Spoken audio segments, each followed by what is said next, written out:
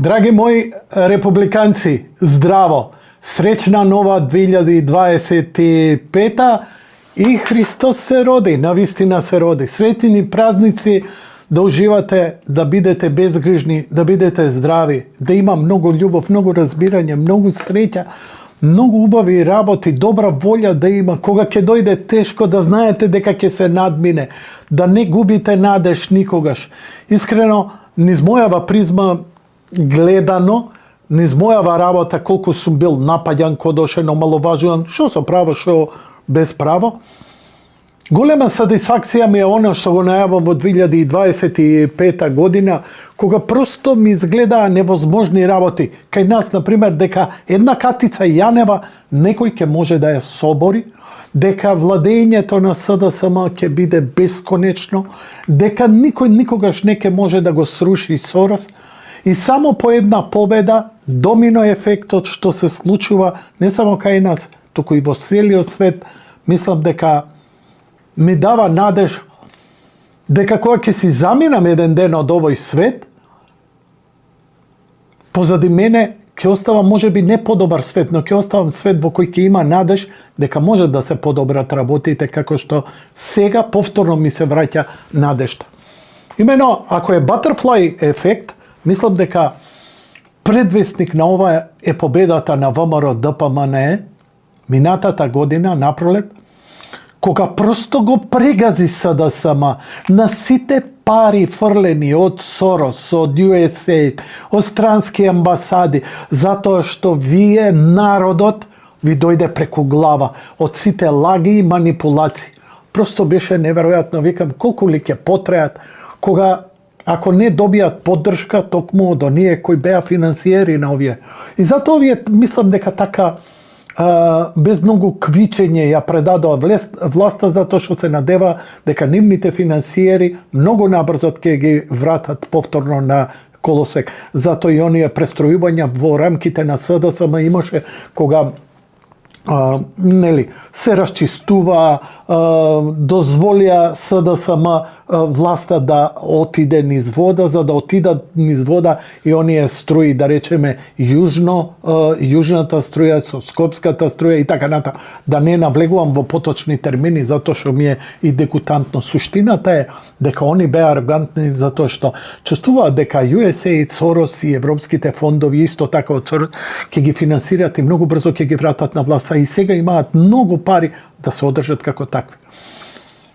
Ако сте чуле за butterfly ефектот или ефектот на пеперутката, дека една пеперутка што замавнала на Тибет со крилцата, предизвика таков турмоил или такви превирања на молекулите на воздухот, да следствено таа реакција предизвика силен тајфун во Пацификот. Да не забегуваме во таа теорија, но некако чувствувам дека тоа што вие го почувствувавте и изгласавте, се охрабривте, гласавте за друга опција, иако знаевте дека таа опција е што се вика голтарска, нема никаква финансиска поддршка од некакви големи центри како што овие со лажење, крадење, со манипулации и со многу пари на купување на медиуми се одржуваат толку долго на власт. Ете победата на Доналд Трамп, но не само на Трамп, на Волц, на Елон Маск, на Кенеди, предизвика голем земјотрес во рамките на американското општество, кое исто така делуваше толку моќно, толку јако заради Сорос, заради сите оние LGBT, LGBT, MTT, DTT, BPT, секакви организации, сите медиуми Само еден слободен медиум имаше, бивши од Твитер, така наречен X, кој Елон Маск го купи за $40 милиарди. Сите го сметавме за будало, дури ја лично, но он рече тогаш, ја го купувам ова заради спас на демократијата. Што е демократија? Слобода на говор. Немавме слобода на говор, бе, драги мои. Немавме слобода на говор ни овде, ни таму. Имавме цензор, имаме...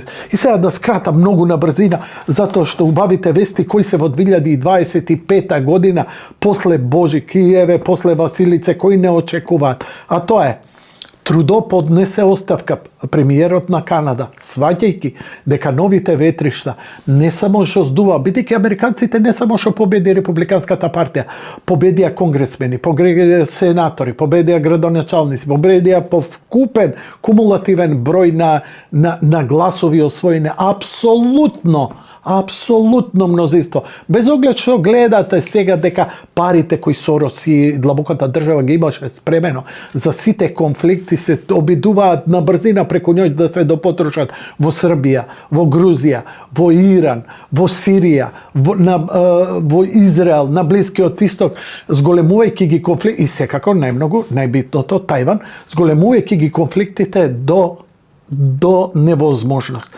Најголемиот перач на пари е Украина, поточно Зеленски, една групација која кога ќе падне ќе биде страшни работи, ќе слушате и ќе гледате, некои од ви се познати само не се потврдени, бидејќи нели ви викаат, вие тоа се занесувате, тоа е само у главите на ВМРО-пците, кој што вика кај нас тоа е у главите, замислете, после се испадна вистина.